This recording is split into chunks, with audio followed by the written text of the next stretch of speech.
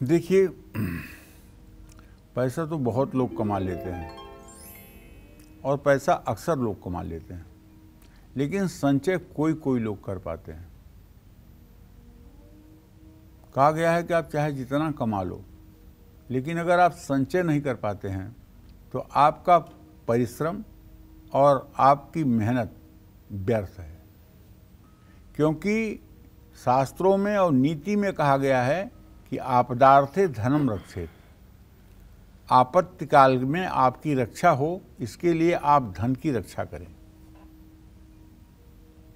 आज आप सुन रहे हैं कि अमेरिका में फेसबुक ने, ट्विटर ने अपने लोगों को निकाल दिया, रिसेशन आ गया, इंग्लैंड में रिसेशन आ गया, प्रधानमंत्री बदले जा रहे हैं। लेकिन भारत में ऐसा कुछ क्यों नहीं है? क्योंकि भारत का अर्थशास्त्र जो है शेयर पर नहीं टिका हुआ है। भारत का अर्थशास्त्र गाय पर टिका हुआ है, गाय पर। गोधन, सबसे पहला धन गोधन, गज धन, बाज धन और रतन धन खान। यहाँ का अर्थशास्त्र कृषि पर टिका हुआ है। यहाँ के अर्थशास्त्र में यहाँ के लोग पहले सोने चांदी के सिक्के मिट्टी के बर्तनों में रख करके जमीन में रखते थे। यहाँ का अर्थशास्त्र संचय पर टिका हुआ है। आज भी महिलाओं को चाहे जितना झूठ बोलना पड़े, लेकिन वो आपकी तनख्वाह से 100, 200, 500 रुपये बचाकर जरूर रखेंगी। और ये पैसा एक दिन आपके ऐसे काम में आएगा जैसे किसी मरते हुए आदमी को ऑक्सीजन मिल जाए, वैसे आपके काम आता है।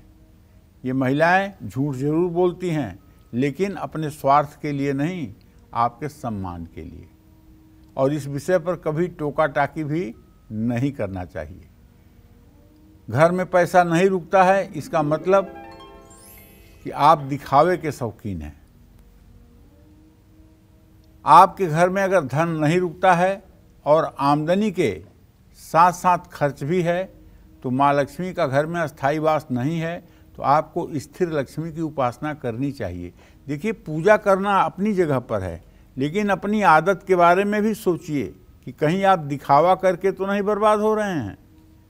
केवल पूजा करने से नहीं होगा। पूजा करने, अब एक बात बताऊं आपको। एक बैलगाड़ी वाला बैलगाड़ी लेके जा रहा था और उसकी बैलगाड़ी एक छोटी सी नाली पानी की थी, पंपिंग सेट का पानी गया था, उसी में उसकी बैलगाड़ी का दोनों चक्का जाके धड़ाम हो गया। बैलगाड़ी रुक गई। अब जो गाड़ी चला रहा था बैलगाड़ी, उसने अपने जेब से हनुमान चालीसा निकाला और लगा हनुमान चालीसा का पाठ करने। आधे घंटे हनुमान चालीसा का पाठ करता रहा, कुछ नहीं हुआ। तो एक वृद्ध आए, बोले भैया तुम्हारी गाड़ी इतने देर से फंसी है, अपनी निकालते क्यों नहीं? बोला आपको क्या लगता है कि मैं बैठा हूँ कुछ नहीं कर रहा हूँ? निकाल तो रहा हूँ। कहन कैसे? कहन हनुमान चालीसा आधे घंटे से पढ़ रहा हूँ। कहन भैया, हनुमान जी भी सीता का पता लगाने के लिए समुद्र पार करके गए थे। आपकी तरह मंत्र पढ़ के सीता का पता नहीं लगाए थे। आप उतरिए और एक चक्के पर आप हाथ लगाइए, एक चक्के पर मैं हाथ लगा देता हूँ और थोड़ा बैल को इशारा करिए, निकल जाएगी गाड़ी। उसके समझ में आया, उतरा, एक चक्के पर उसने हाथ लगाया, दूसरे पर वृद्ध ने हाथ लगाया और थोड़ा बैलों को पुचकारा, गाड़ी निकल गई और वो वृद्ध अंतर्ध्यान हो गया। वो कौन थे? वो हनुमान जी थे। तो कहने का मतलब है, हमें कर्म की प्रेरणा के साथ साथ अपने जीवन और अपने चरित्र को, अपनी जीवन शैली को भी बदलना चाहिए। केवल महालक्ष्मी के मंत्रों का जप करके, अरे आप, रावण ने, क्या आप समझते हैं कि कम तपस्या किया था? रावण ने राम से युद्ध के समय जीतने के लिए कम तप किया था, कम अनुष्ठान किया था, लेकिन जीत तो सत्य की होगी ना।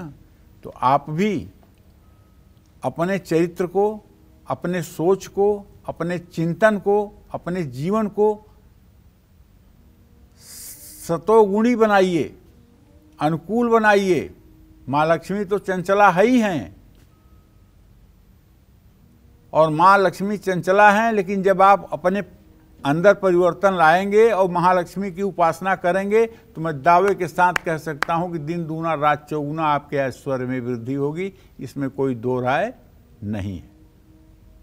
जय मां विंध्यवासिनी।